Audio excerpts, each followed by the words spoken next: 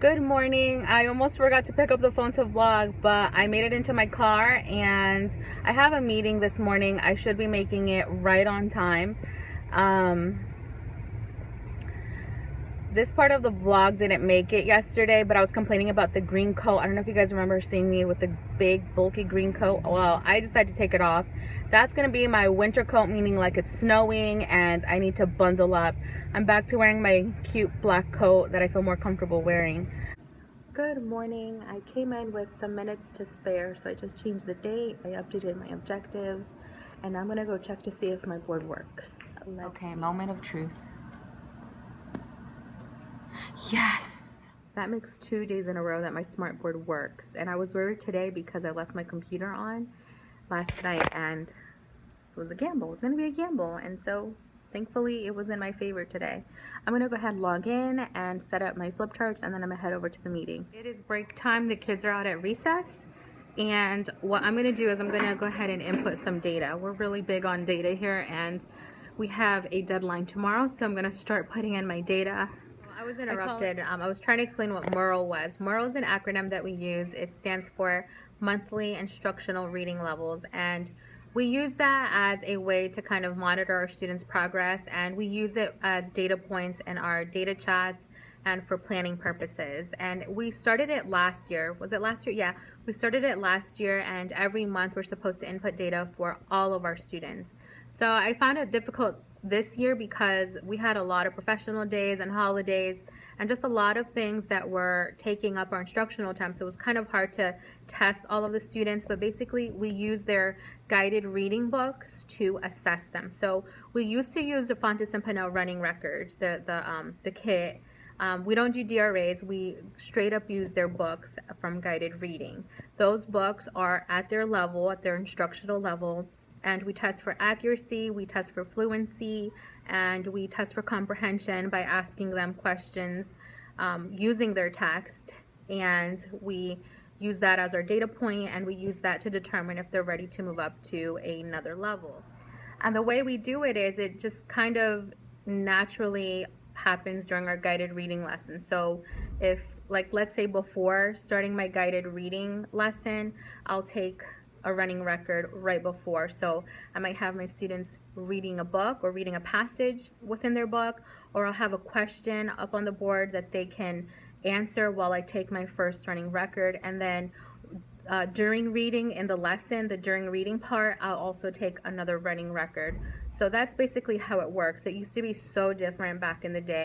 I'm going to go ahead and input my data right now. Even though it's not in the plans, I'm thinking that today is going to be a fun afternoon. It's still instructional, but I'm going to change my plans around a little bit. So what I'm thinking about is, because I want to start my battle plan activity, I believe it's Vlogmas Day 3.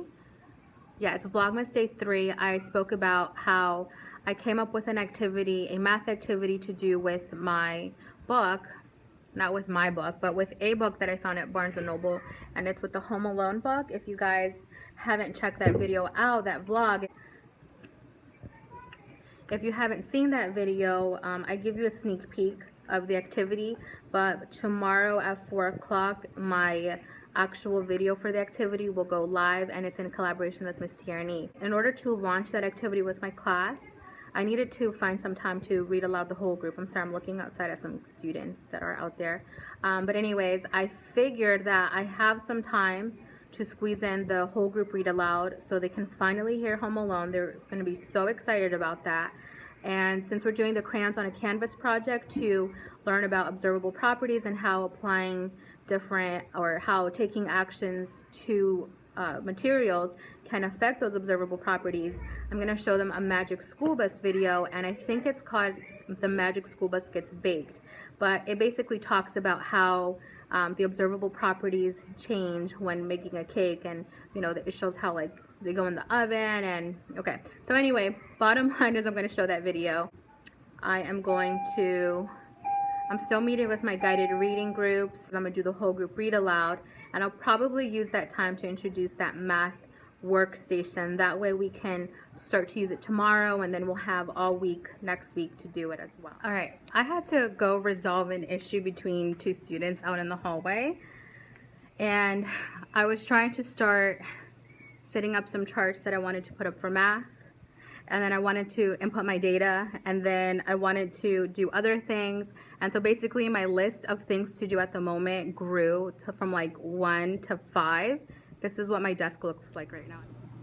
Does that ever happen to you where your desk is clean and organized one moment and then the next it's like a disaster? Stop whatever it is I was planning on doing and I'm going to do something completely different. That is so typical. I try to start one thing and then I end up doing another thing, and then I abandon it and then I move on to another thing. But this I have to do now. I'm going to go ahead and make my vocabulary charts for my other stories and get ready for lunch as soon as I finish this. Do you guys like that? You see my little O here? So this O was near my desk, and I've had this since the beginning of the school year. And it was just sitting on my desk. I would never turn it on. And then I decided one day that this would be my I'm busy, don't bother me button. You know, I mean, not like don't ever come bother me. What I mean is like when you're teaching in your guided lesson, you want students to keep away unless it's an emergency, because you want to focus your attention on your guided reading or your guided math lesson. So whenever this light is on, my students know that they cannot interrupt me unless it's some kind of emergency. And I like it because I bought it because it was an O for Oriana. So I told my students that the O is for on, and if it's on, the lights are on, then you cannot come and interrupt me unless it's an emergency. So it worked out nicely. Now I get to use it daily. Hello. So it's the end of the day. We did the crayons on a canvas activity, and the kids loved it. So this year I did it a little bit differently. And I gave all the kids an opportunity to heat the crayons. I had them by groups come up and take turns to actually put heat on the crayon. And it was so much fun. They loved it. I'm going to insert a small clip of what it looked like right now. Purple, line up. Next. Next.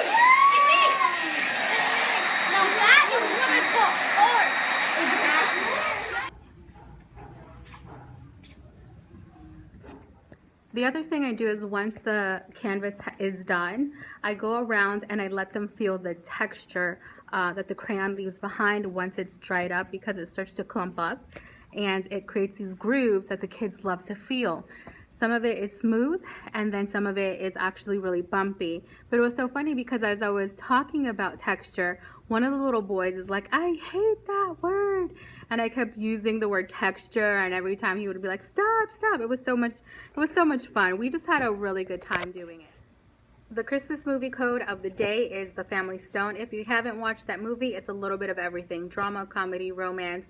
It's with Sarah Jessica Parker, and I can't remember her love interest's name. He has a brother. It's like a duo. They both act.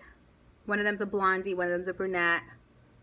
I can't remember his name, but anyway. And it also has Claire Danes, and I love Claire Danes. She's such a good actress. Hi guys, so I'm at home. I'm relaxing. I'm editing, and I have my movie on mute. I should pause it actually. But I just realized as I was editing that I didn't close out the video, so I am super duper tired. I am ready to go to sleep, but I have to finish editing this video, post it up, and then I have to finish editing the battle plan video that I have to put up tomorrow by 4 o'clock. So wish me luck, because I really want to be sleeping right now. So anyways, with that said, I hope you guys had a wonderful day, and I will talk to you guys tomorrow. Bye!